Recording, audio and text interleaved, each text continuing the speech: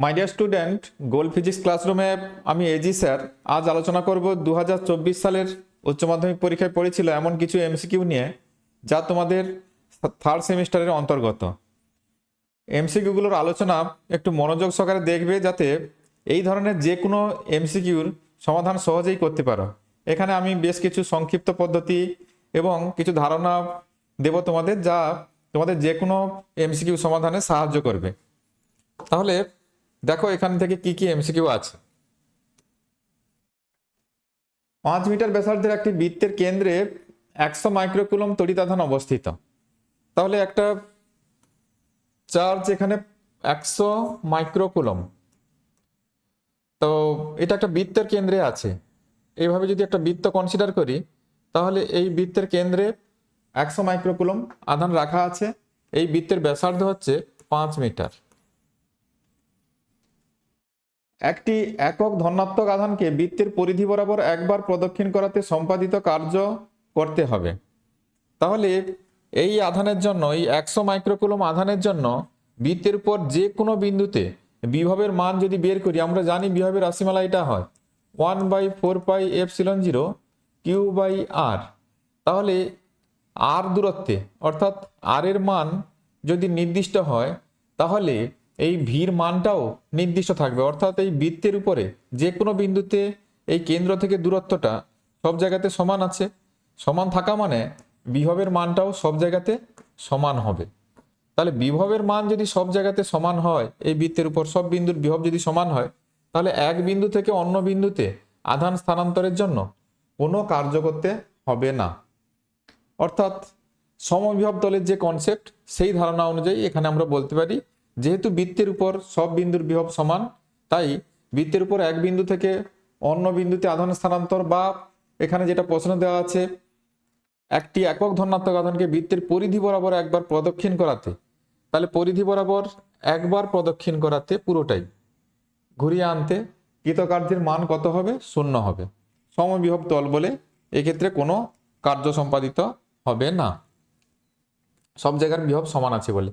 সেটা যদি এক বিন্দু থেকে অন্য বিন্দুতেও স্থানান্তর করতাম, তাহলেও কার্য 0 হতো। আর এখানে পরিধি বরাবর একবার ঘুরে এসেছি, তাও কার্য 0। তাহলে এখানে উত্তর হবে এটা, ডির উত্তরটি সঠিক। নেক্সট, একটি ধারকের ধারকত্ব 2 × 10⁻⁻6 ফ্যারাড এবং বিভব 200 ভোল্ট।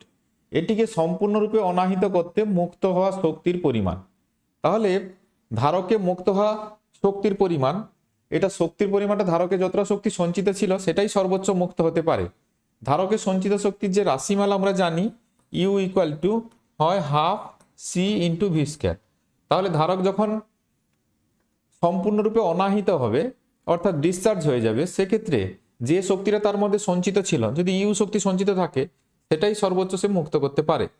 তাহলে এখানে সঞ্চিত শক্তি কত ছিল? 1/2 C, সির ভ্যালু 2 × 10⁻⁻6 × v², মানে 200 × 200। আমি এভাবে আলাদা করে লিখছি। তাহলে এটা, তাহলে ওটা হচ্ছে 4 × 10⁻, তাহলে 4টা 0, এখানে 6 -2, তাহলে 4 × 10⁻⁻2 সমান 0.04 জুল, 0.04 জুল। অর্থাৎ এক্ষেত্রে সঠিক উত্তর হবে তাহলে এটা 0.04 জুল। নেক্সট,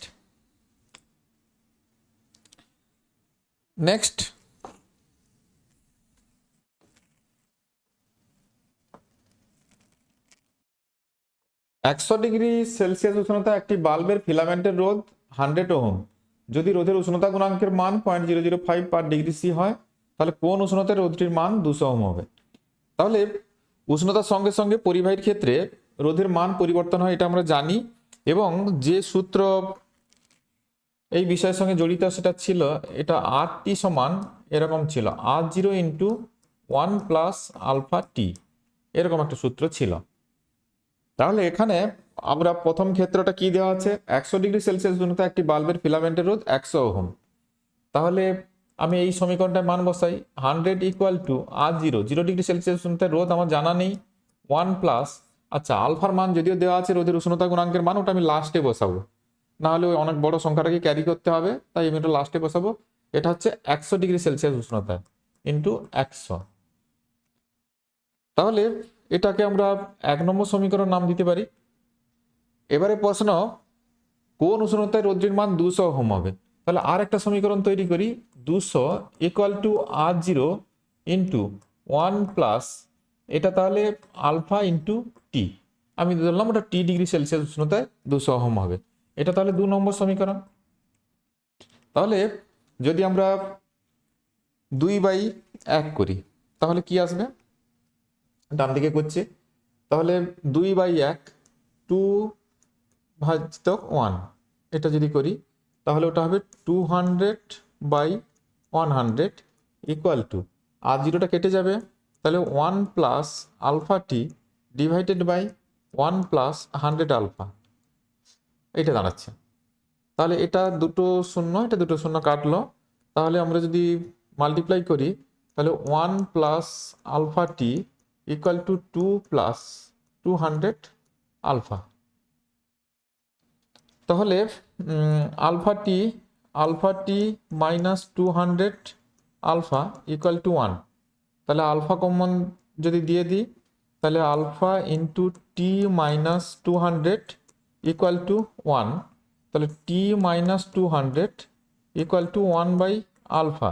এইবারে আলফার মানটা বসিয়ে দিই, তাহলে 1 বাই আলফার ভ্যালু দেওয়া আছে 0.005 সমান, এটা তাহলে উপরে হবে 1000 আর নিচে 5, তাহলে এটা 200। তাহলে টি ইকুয়াল টু কত হবে, ওইদিকে 200 গেলে 200 প্লাস 200 মানে 400°C, 400°C। তাহলে উত্তর হবে সিটটা, এটা সিটটা উত্তর হবে 400°C। নেক্সট, একটি তড়িৎবাহী দীর্ঘ তার বহিস্থ সুষম চৌম্বক ক্ষেত্রের সঙ্গে, এটা থিটা ছিল, একটু লেখাটা হয়তো অস্পষ্ট লাগছে, এটা থিটা কোণ করে রাখা আছে, তারটি সর্বোচ্চ বল অনুভব করবে যদি ড্যাশ হয়, অর্থাৎ থিটার মান কত হয়, এখানে অপশানগুলো যা দেওয়া আছে।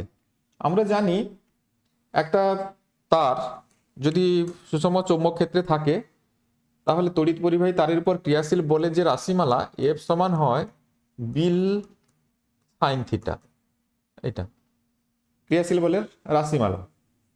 তাহলে এটা নির্দিষ্ট বি চুম্বক ক্ষেত্রে রাখা আছে, আই প্রবাহ যাচ্ছে, এলটা হচ্ছে পরিবাহীর দৈর্ঘ্য, তাহলে এখানে থিটার উপর নির্ভরশীলতা, তাহলে এফ এর মান সর্বোচ্চ হবে।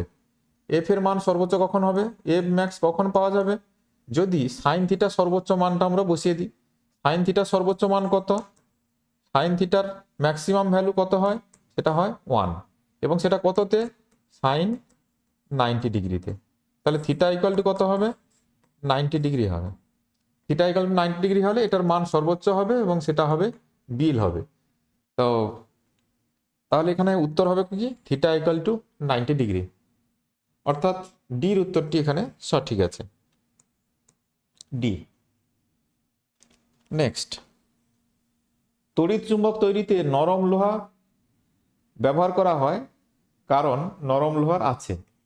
তাহলে তড়িৎ চুম্বক তৈরির সময় আমরা সেই সব পদার্থকে ব্যবহার করি কোর হিসাবে যাদের চুম্বক প্রবণতাটা খুব হাই, চুম্বক প্রবণতা অর্থাৎ সহজে চুম্বক ধর্ম লাভ করবে, চুম্বক ভেদ্যতা হাই, মানে বল রেখাগুলো ওর ভিতর দিয়ে ভালোভাবে যাবে, বেশি করে যাবে, কিন্তু যখনই তড়িৎ প্রবাহ বন্ধ করে দেবো যাতে ওর কোনো চুম্বক ধর্ম ধরে না রাখতে পারে সেদিকটাও লক্ষ্য রাখতে হয়।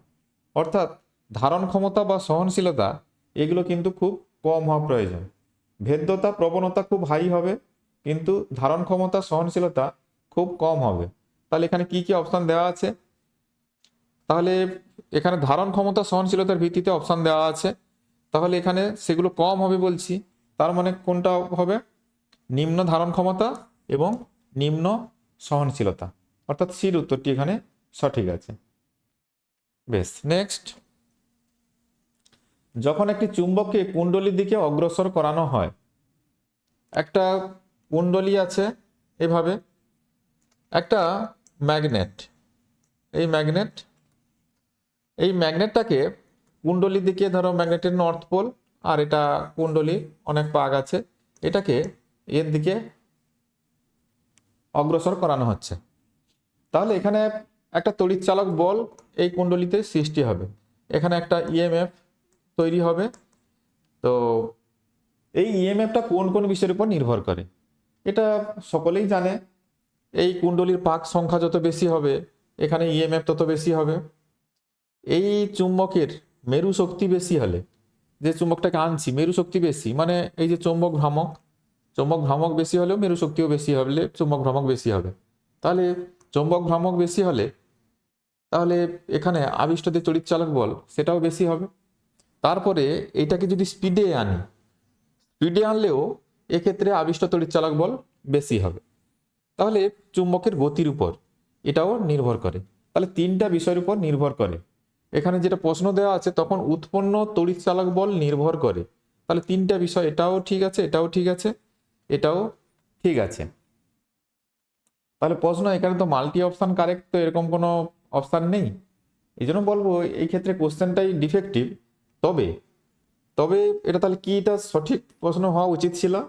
অন্য কোনো জায়গাতেও প্রশ্ন আছে দেখবে, তড়িৎচালক বল নির্ভর করে না হলে, এটা যদি না হতো তাহলে কিন্তু এই উত্তরটাই সঠিক হতো। অর্থাৎ কুণ্ডলীর রোধের উপর তড়িৎচালক বল নির্ভর করে না, এটা বিষয়। কিন্তু এক্ষেত্রে যেহেতু আমার সেই অপশান নেই তাহলে ওটা আমার ভাবার দরকার নেই।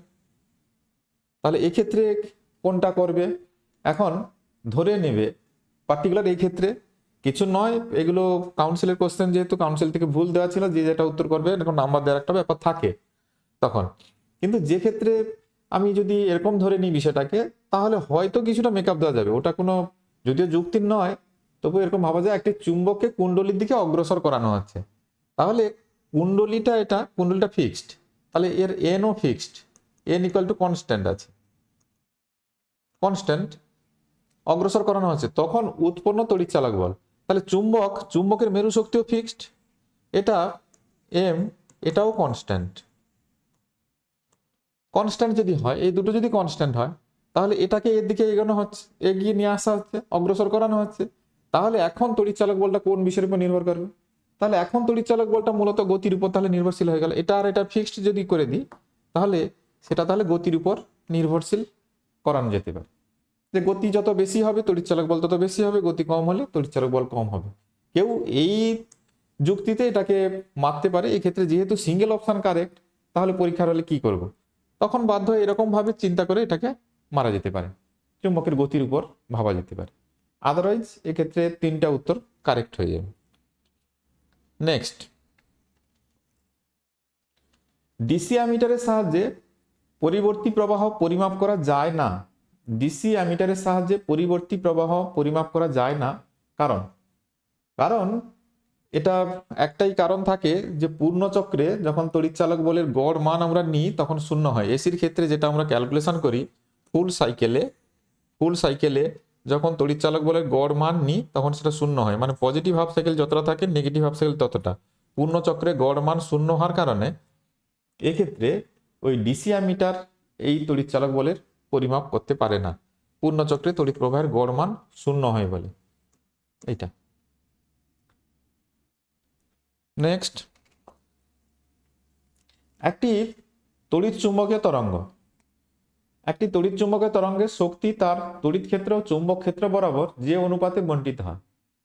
যখন কোনো তড়িৎ চুম্বকীয় তরঙ্গ সামনের দিকে এগিয়ে যায় তখন তড়িৎ ক্ষেত্র এবং চুম্বক ক্ষেত্র এই দুটো ক্ষেত্রের সম্মিলিত রূপ হিসাবে তড়িৎ চুম্বকীয় তরঙ্গ উৎপত্তি লাভ করে, এবং এর যে শক্তি, তড়িৎ চুম্বকীয় তরঙ্গের শক্তিটা তড়িৎ ক্ষেত্র এবং চুম্বক ক্ষেত্রের মধ্যে সমভাবে বণ্টিত হয়, অর্থাৎ সমান অনুপাত। তার মানে এখানে যে অনুপাতে বণ্টিত হয় তা হলো 1:1 রেশিও।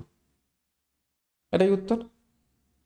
এই কয়েকটি এমসিকিউ যা তোমাদের এখানে দেখালাম, এগুলো ভালো করে প্র্যাকটিস করলে তো এই ধরনের আরো কিছু এমসিকিউ সহজেই সমাধান করতে পারবে। গুড বাই, থ্যাংক ইউ, দেখা হচ্ছে নেক্সট ক্লাসে।